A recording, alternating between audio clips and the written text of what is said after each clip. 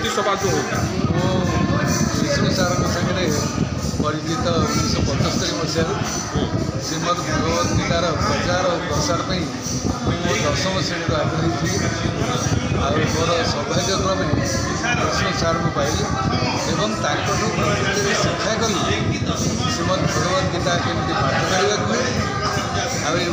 केमती लोक मान पाखे पहुँचे पड़े विभिन्न मैनेजमेंट कॉलेज यूनिवर्सिटी सबुठ पिला विषय उत्साहित करुँच जोटा विद्या अच्छी से विद्याटा आम समस्ते जानवा उचित एवं यहीटा हूँ best management book in the world तेणु से आम सेल्फ मैनेजमेंट हो होम मैनेजमेंट हो देश मैनेजमेंट हो पृथ्वी मैनेजमेंट हो श्रीमद भगवद गीता हूँ तार उच्च तेणु विष्णु सार प्रति मुझे माने ऋणी सी केमती पढ़ा केमती मनन करवा केमती अन्य मान पाखे पहुँचेवा से विषय से मत शिक्षा देते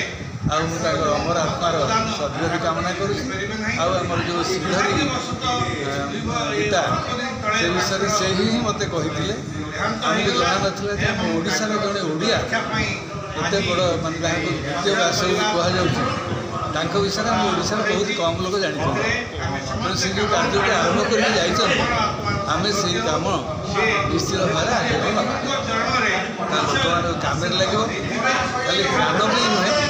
कर्म भी जीवन में भल रहा आनंद पाइबा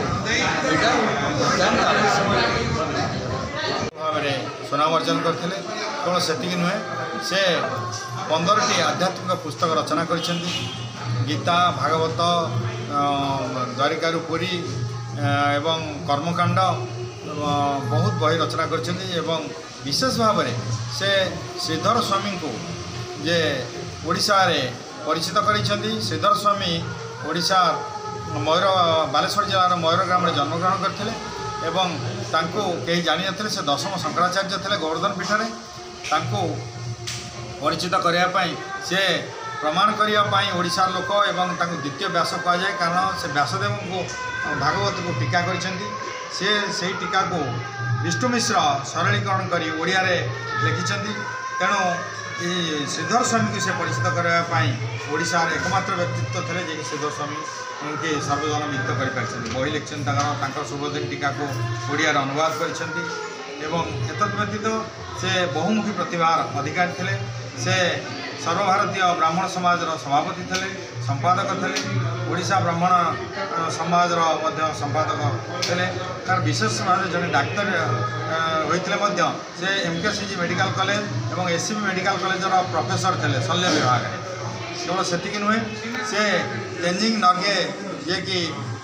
एवरेस्ट प्रथम आरोहण करते पृथ्वीर इन्स्टिट्यूट रे 62 ରୁ 65 मसीहा जाई सेठी पर्वतारोहण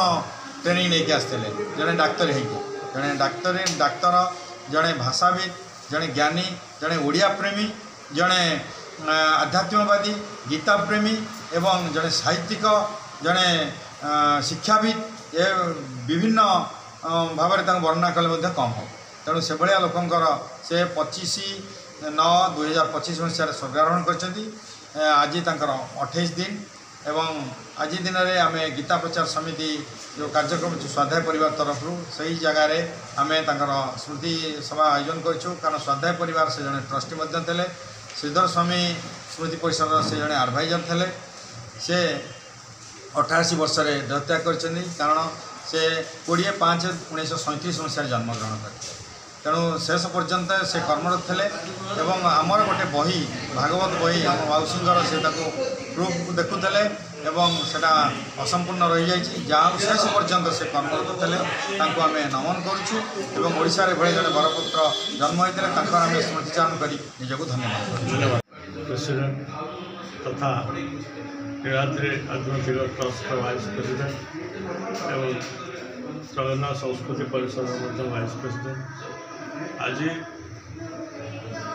विष्णुचरण डॉक्टर विष्णुचरण मिश्र जो स्मृति सभा है देहांतर किछ दिन पर सब भुवनेश्वर कहीं किए केमती कला मुझे जानी से तो कटक अधिवासी कटक रोते किसी दिन भुवनेश्वर अवश्य आसी रही कि से कटक राणीहाटर अधिवासी कटक मेडिकल कॉलेज पूर्वतन शल्य चिकित्सा विभाग प्रोफेसर थे सहित मोर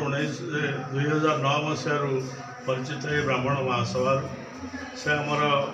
ऑल ओडिशा ब्राह्मण महासभार 3 जन वाइस प्रेसिडेंट भितर अन्यतम थे गुणनीति महापात्र थे आ जड़े मत गोटे कथा जे कहले कि टुलू तुम जब श्रीधर स्वामी प्रसार प्रचार करने नागिच तुम सबकि भूले प्रसार प्रचार कर मुझे लेखा देखी से बहुत मत कहती कौट कौन जो मुझा कथा को मानि आज पर्यंत विभिन्न जगह जो श्रीधर स्वामी प्रचार प्रसार पर सभा समिति से कर विष्णु मिश्र जमी श्रीधर स्वामी दायाद आम पर ये भी आस श्रीधर स्वामी स्मृति परिषदर जिते वर्ष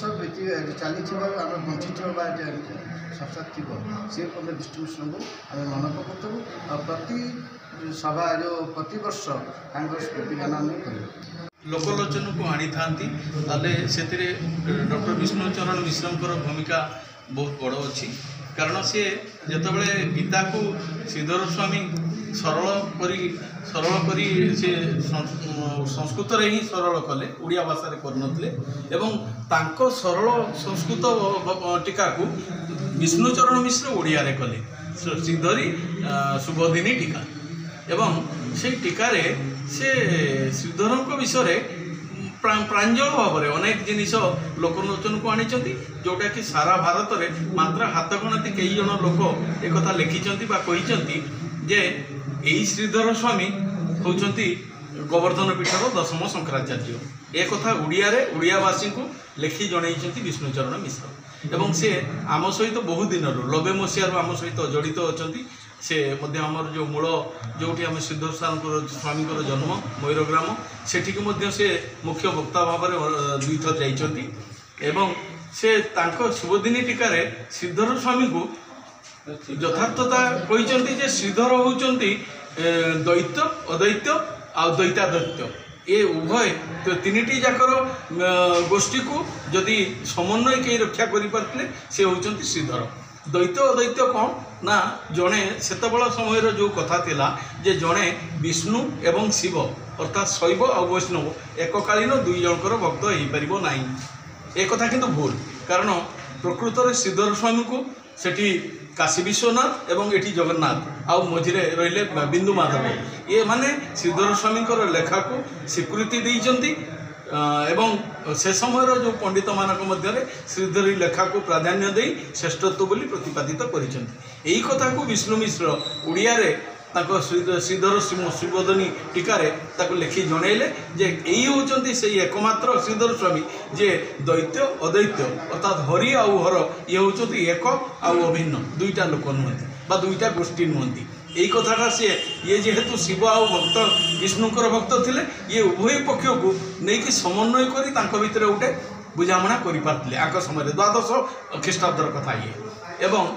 श्रीधर स्वामी जे जड़े उड़िया एवं आमर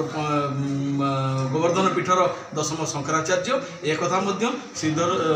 विष्णुचरण मिश्र शुभदिनी उड़िया टीकार प्रांजल भाव में बुझेकी लिखिं तेणु श्रीधर स्वामी परिचय एवं ख्याति एवं प्रति उपयुक्त पुष्पांजलि जदि कई सी होती डॉक्टर विष्णुचरण मिश्र से आम आम श्रीधर स्वामी स्मृति कमिटी तरफ पाखे जीवन सारा ऋणी हो रही एवं आज से स्मृति सभा आम से बालेश्वर एत बाट दौड़ी आसु स्मृति आम स्मृतिचारण करूँ 2 पद कहबू एवं आखिर 2 टोपा लुह गोड़े पुष्पांजलि अर्घ्य अर्पण उत्थान हम जमी पुनरुद्धार हम से विषय से आम बहुत पद सरकार पद देते जगन्नाथ 55,000 एकड़ जमी किंतु आम शंकर मठ था 66,000 एकड़ जमी तो बर्तमान प्राय से शंकर मठ निज ज्ञानी एवं भगवत प्रेमी लोक थे बहुत 15टी पुस्तक रचना कर से पूजा पद्धति श्रीधर स्वामी भागवत को टीका कर व्यतीत से बहुत बही 15 खंड बही रचना कर साहित्य कृति एवं आध्यात्मिकता व्यतीत से बहुत अनुष्ठान सहित जड़ित थे ଅଲ୍ ଇଣ୍ଡିଆ ମେଡ଼ିକାଲ ଆସୋସିଏସନର ସେ ଓଡ଼ିଶା ଚପ୍ଟର ସେକ୍ରେଟାରୀ ଥିଲେ। ବ୍ରାହ୍ମଣ ସମାଜର